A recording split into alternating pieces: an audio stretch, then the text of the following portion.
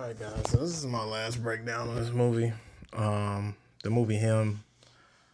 Uh Anybody who thinks this movie was bad or was hating on this movie, they don't truly understand what it was talking about. Um it was definitely a psychological sports horror. Um the way that they had the reveal of the plot, and they didn't explain a lot. They left a lot of things up for interpretation, and you could see the way that they were leading um, Cam down the rabbit hole that it was blood sacrifice. Um, that's basically what this movie was all about. Um, I think that people don't understand what it actually takes to get in some of these circles. It does take full commitment. It takes your full sacrifice. It takes your full body, especially football. They address CTE not directly like a concussion, but they did address it because they were showing the X-ray, and they did show one scene where Cam literally runs into a guy and breaks him apart. And of course, Cam was retaliating from the way they were treating him, but even Cam's consciousness caught him because he was like, "Oh snap! What did I just do?" But they clapped it on and they were like, "Oh, great job." And it reminded me of, those circles when we used to hit each other in football. You know what I'm saying? Like we would hit each other. I mean, bro, we would do some hits to each other playing this game, and I played with some professionals. One of my friends, Chris DeGear, went to the league. And matter of fact, another close, semi-close friend, William Hayes, went to the league. And another guy, what is it? What was his name? Gilchrist. Gilchrist. He went to the league. So it's like, you see all these guys go, and you see what it takes. I mean, it takes a lot. These guys, sacrifice their whole lives, um, sacrifice their grades, their school, you know, and oftentimes, unfortunately, they'll pass you through just because you're doing great on the gridiron. You know, I know personally, I didn't really deserve to graduate school. You know, but it's what they do. It's how they push you through. But there was so much symbology in this movie when they was when Cam was rolling down the escalator. He passed through the two pillars, which was of course, there's two pillars of masonry.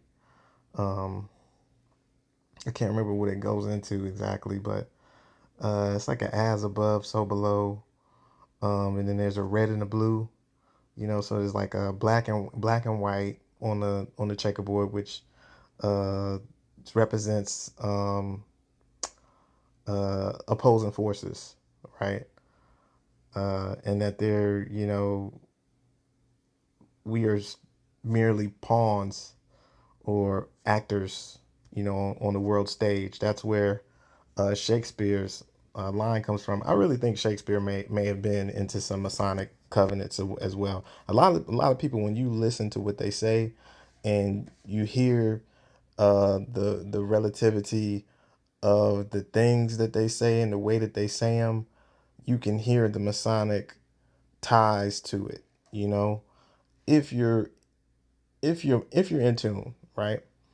And also, once he passed through the two pillars, he leads into of course he partied a little bit, celebrating him going into the league after he got bludgeoned over the head, which I think the bludgeoning over the head was not only to represent, you know um, the uh, the sacrifices that these players have to put in, but also the constant wear and tear on your body as you're hitting each other in the head constantly. You feel what I'm saying? So that's the thing. CTE, of course, and they don't really know that you have it until you die. So that's another thing with CTE. And it just takes away your brilliance too as well. One of my good friends that went to the league, he was brilliant. He lost his brilliance. He told me that, just a couple of years of playing, he wasn't as smart as he used to be. There was another guy who quit in high school. He became a doctor. He definitely had that mind to become a doctor because he could study and he didn't really need to look at anything. And this is the thing that you lose to the game. And at the end of the day, it is just a game. And it was funny, like with the fans. I kind of realized that was also symbolic because the fans don't care if you live or die. It's kind of like that movie in Rocky, where the German guy's like, if he dies, he dies. And as fans of a game, we don't have any feelings, man. We don't care for these people. They're just objects, right? They're just objects, you know, things to be used. And I think that's what this symbol was all about, like him posing with the blood all over him. Because this is essentially what a football player is. Like they get injections, they get shots, they get, there was a picture of a popular football player, Cam. I think he plays wide receiver for San Antonio. Not San Antonio, but the Chargers, California Chargers, or San Diego Chargers. I can't remember their names anymore. I don't watch it as like I used to. The San Diego Chargers, and his shoulders were protruding up like horns. He had horns on both his shoulders. These are some of the things like Cam. He's got blood all over him, but just seeing the deformity of this man's body because of a football game is just crazy. Even though he's getting paid millions of dollars, and a lot of people need to check out $40 million Slaves. But I mean, man, I was like, I've never seen anything like that where horns coming, and it's from the hits he's taking on the field.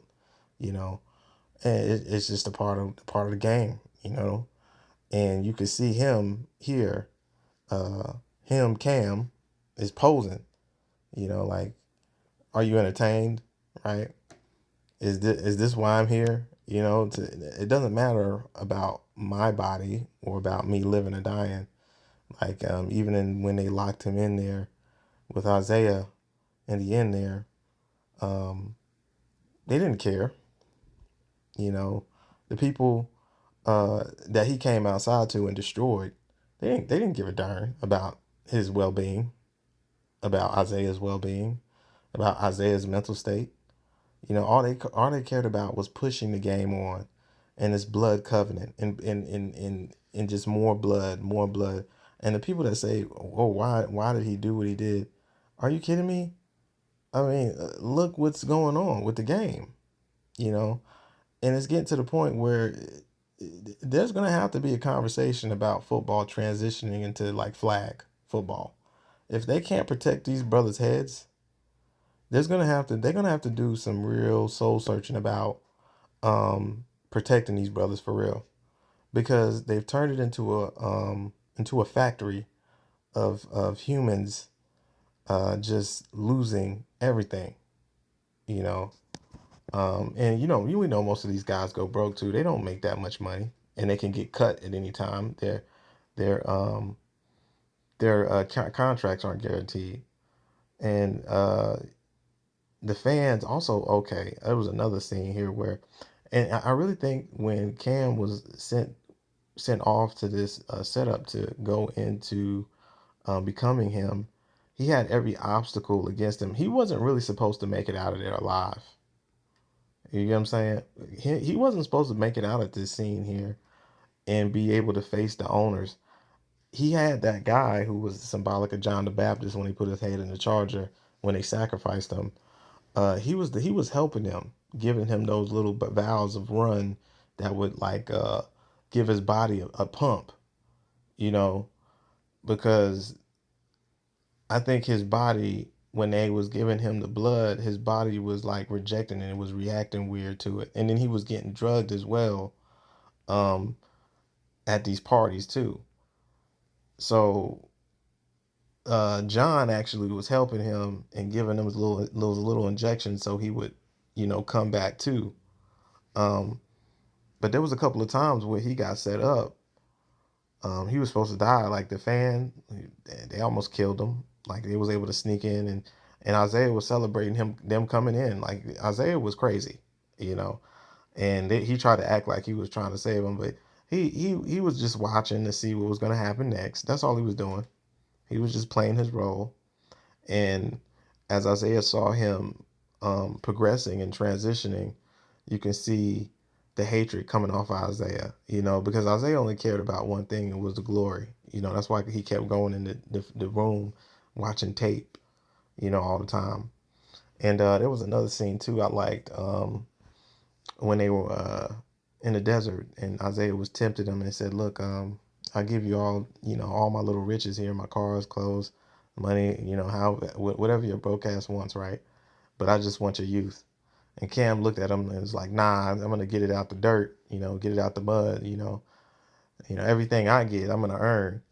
And and he's like, look, uh, if I miss this target, then I might let you keep QB number one next year, right? Of course, he hits the target, which I think is also symbolic of him not ever bound down to that idol ever. You know what I'm saying? But also, Christ was tempted in the desert and tempted by the riches of the world. All the kingdoms of the world he was tempted with, and he refused to bow to the devil to worship him. And even though it wasn't Isaiah that was requiring worship, he wanted Isaiah's youth, which you know I think was a euphemism of eternal youth. You'll lose your eternal youth if you have the love of money or the love of riches, right? You can lose your eternal youth. You can lose your soul to that blood covenant. And Cam rejected that at the end. Cam was rejecting it the whole time. He was a little dull, to what was going on because of course he got bludgeoned in the head, so he wasn't all there. And then secondly, he was getting drugged every other freaking scene. So you had that as well, and he was getting tempted, and from by the women. So a lot of those things were throwing him off, and then they had he was the only one there that was standing for any type of righteousness. Everybody there was really, with the wickedness that was going on. You feel what I'm saying? They were pushing the system, you know. So he was the only guy who was really there. And his body was literally rejecting the wickedness too, because he was throwing up the gold and the chains and stuff like that he received, and blood was coming out because it was unnatural for him. He it was something in his soul and his spirit where he just couldn't completely bow down to that entity, which was him, right? He couldn't bow down to that entity, the Moloch or the Baphomet. He couldn't bow down. He had something in him, godly, that refused to do it, and we saw in the end what he did with that piece of godliness that was in him. He destroyed all of them, you know. But also there was a good scene when they were shooting too as well, shooting targets, right?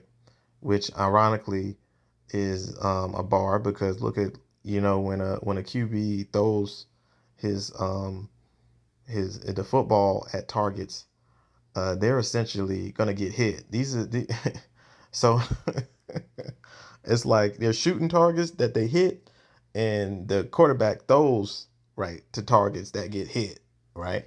So essentially, that the receivers do sacrifice a lot, and the receiver is one of the most athletic positions on the field, and the DB is going to do anything to stop them, including hitting their ribs and doing all types of things to them. I have personal experience with this because I talked to some professional DBs and people in the game.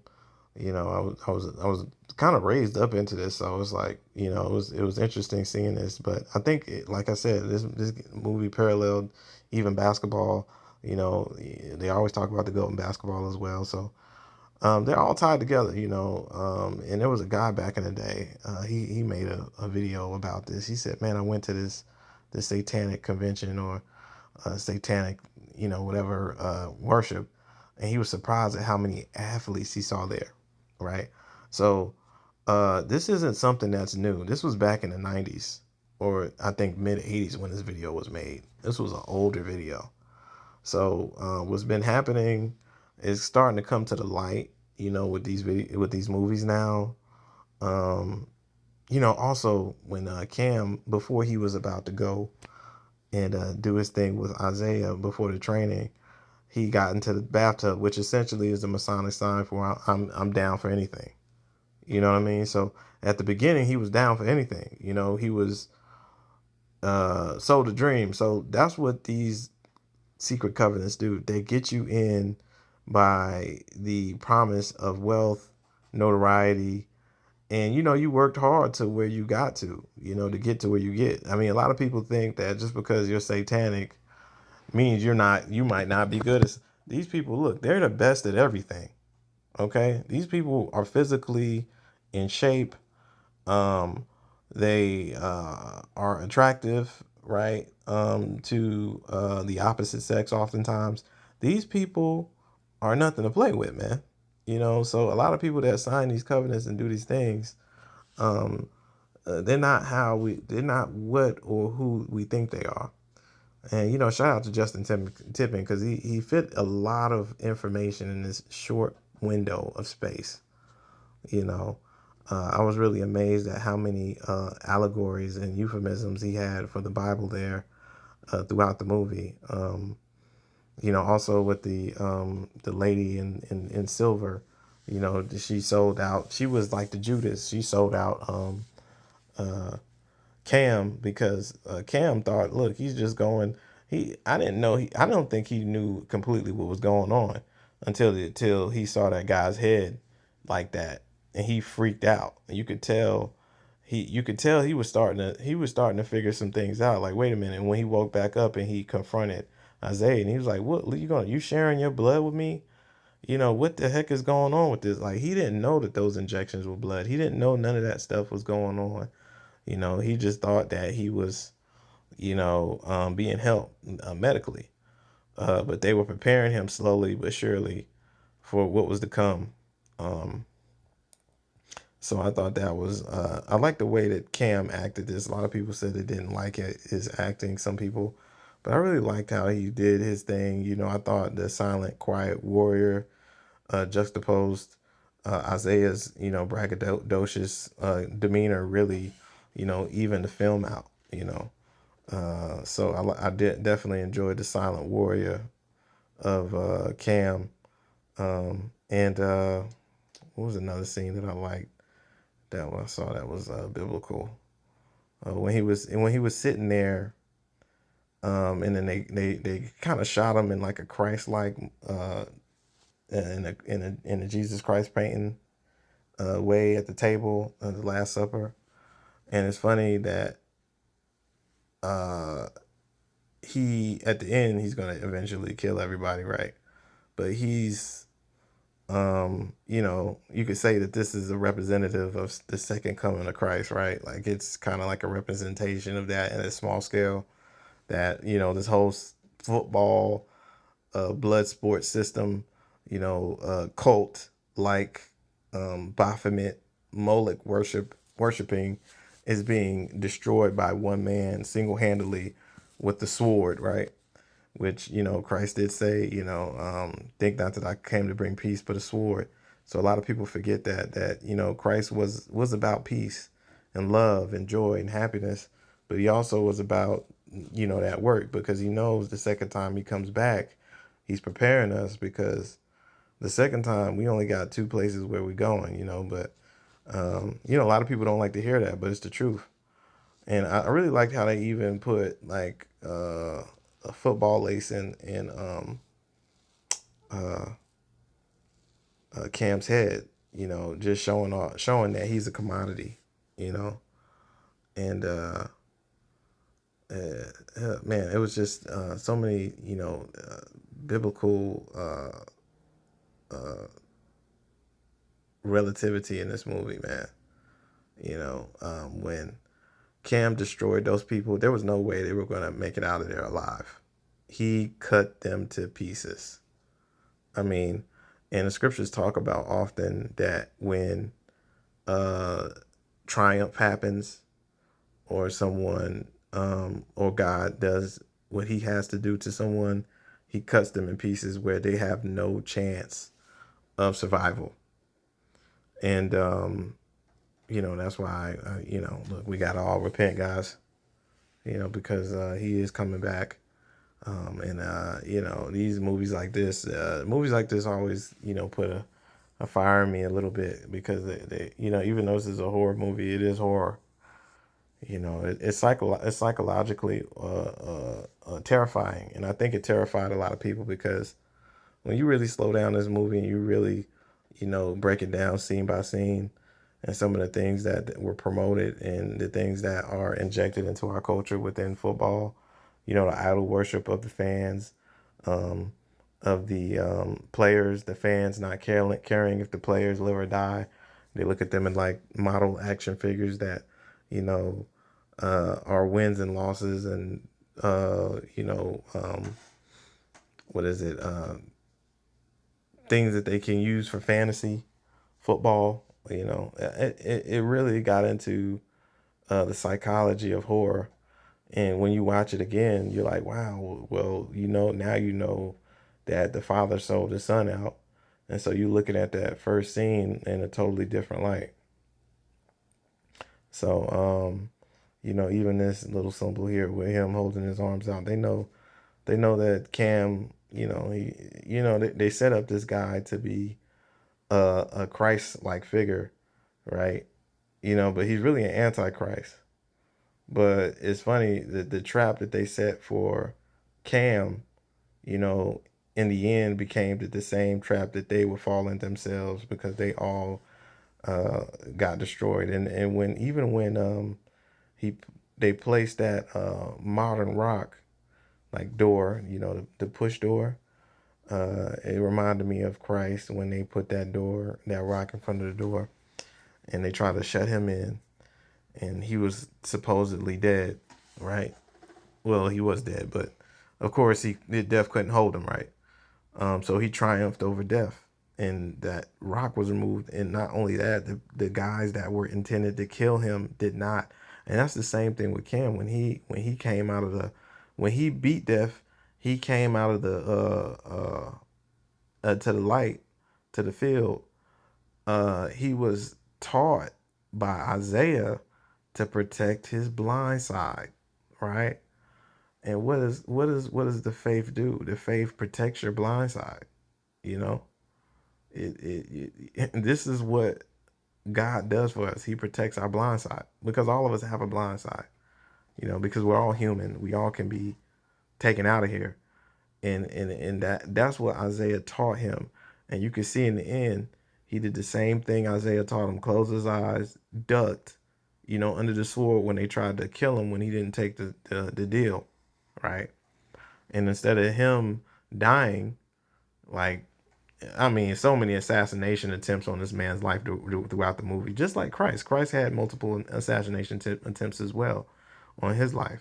So this movie has so many symbolic references to it. His father passing away, and him using that as a reason to continue in the sport and to carry on his father's will. Because of that, there was a death and symbolic movement of pushing the truth.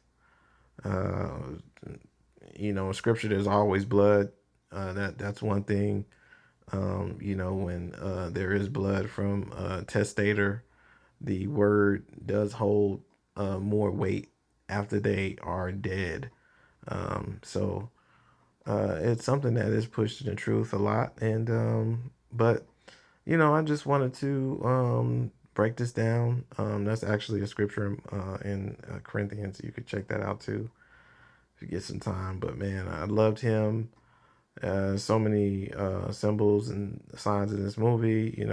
With the witches and the Lady Gaga. Nicole, not Nicole. What is her name? Kim Kardashian. Kim Kardashian, Lady Gaga type lady. She did a great job too. She was just down and kind of like a groupie. Whoever was to sign the document, she was just next up for him. So whoever the him was entity was dealing with, she was dealing with as well.